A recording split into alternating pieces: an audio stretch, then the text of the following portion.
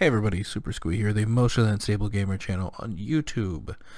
Back for more big list. Once again, it is very late, so any noises, any extras, whatever, I am pretty close to the mic because everyone is sleeping, including my wonderful fiance who is in bed right now.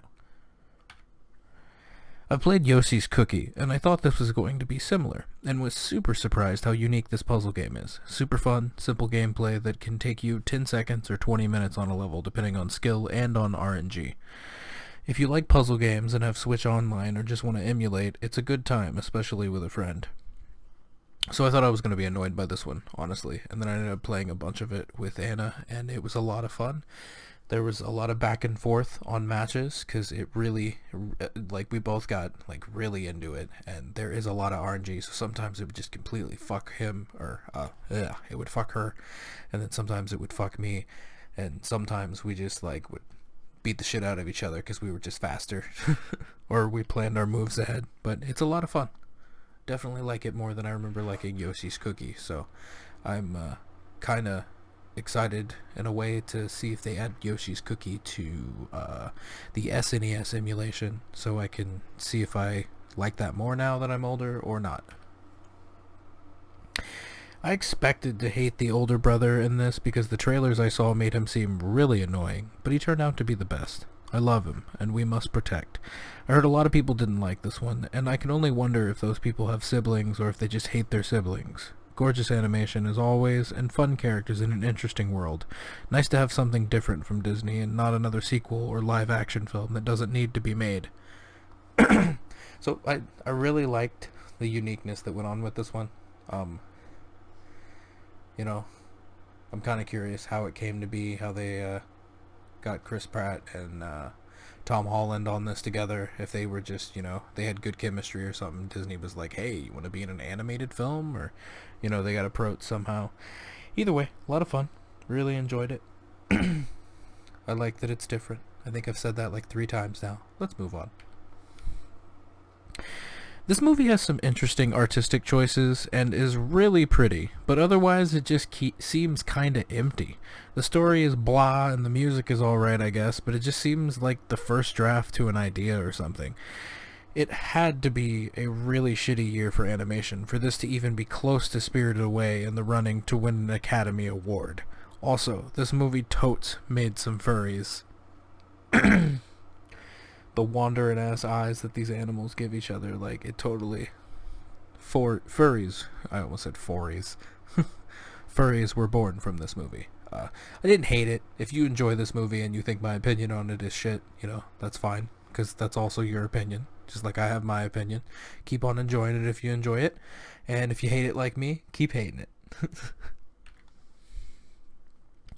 At its worst, it can be the most boring show I have ever watched. At its best, it is one of the best shows I've ever watched. The first time I saw anything to do with Adventure Time, it was a preview that played before Princess and the Frog at an AMC movie theater, and honestly, I thought it looked stupid as fuck at that point. At that point, I also tended to judge things by their looks because actually experiencing them before actually experiencing them for myself. It's been a long, strange, and wondrous trip, but God, what a good journey. I would advise, as a person that has watched all of Adventure Time, including the filler, unless you are a person that likes dumb filler episodes that do not further the plot, I would look up a list of what episodes to skip.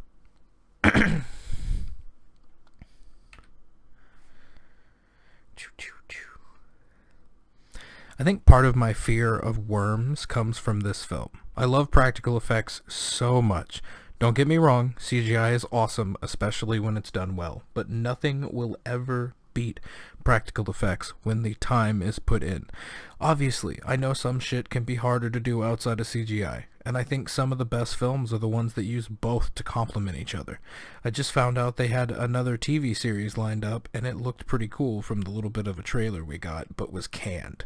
Also, a surprise appearance from Reba, who honestly, for her first movie role, didn't seem out of place. I really love this series, and the first film is pretty good. Super holds up. It's big worms. They attack little town. It has Kevin Bacon. I'm pretty sure that's Kevin Bacon. Anyway, Moving on. My brain, like, fucking farted. Still an absolutely incredible film, and the director's cut, woo, what a good time. I think this is an incredible film. It's really awesome. I think the director's cut was like 3 hours, like damn near, if not 3 hours, which I had not seen the director's cut, so there was a shit ton of extra scenes added. It's a good movie.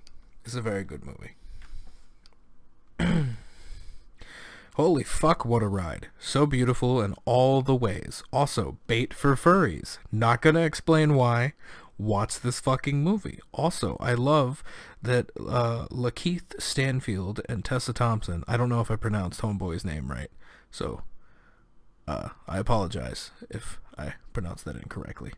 I absolutely love them in everything I've seen them in. Incredible actors. This one is also on Hulu, I believe. I don't remember if it is a Hulu original or if it is just on Hulu.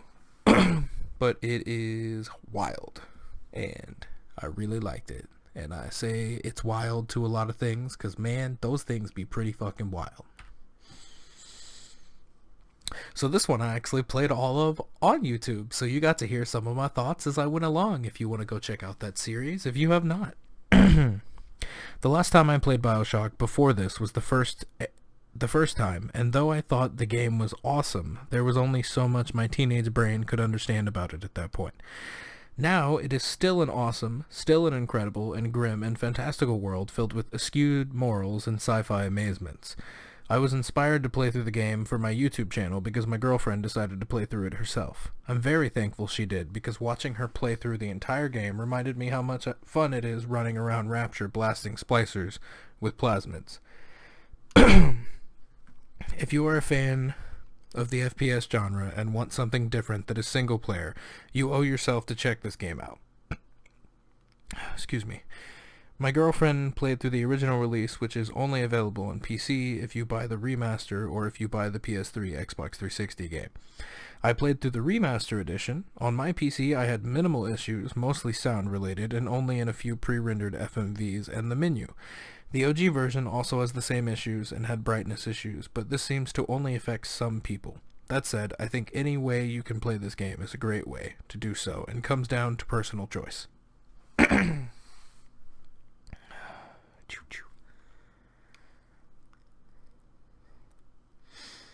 Though this movie isn't the most well written, it's enjoyable enough and has a lot of good lessons kids can learn from. I learned today of the tragic death of Judith Barcy, who was just a baby, killed by her own father. This was her last role, and she passed before she ever got to see it. That knowledge makes a lot of scenes more impactful and sadder. The character Anne-Marie, wasn't just portrayed by Judith, but modeled after her in her memory. Don Bluth had plans for her character for many projects, but was so upset by her passing, he didn't even mention her character again. Very sad times. Boring. Red is a cool but incompetent villain.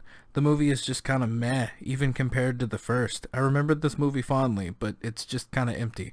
And honestly, the animation in this film is not great at times. I can't remember if this one was actually in theaters or if it was a straight-to-video movie. But the animation is... it leaves a lot to be desired in some areas, and I don't like anything really about this movie other than Red, who is the villain. But that's going to be it for this one. Thank you for watching, guys. Once again, I apologize for all the throat clearing and everything. I don't know what is up with me, and I feel like it's harder to breathe. Not in a bad way. Maybe it's because I'm trying to force myself to be quieter, so I'm squishing my throat muscles or something. That probably sounds dumb and silly. Anyway, be safe out there. Wear your masks. Don't be an asshole. Love you guys. Wash your hands. Bye-bye.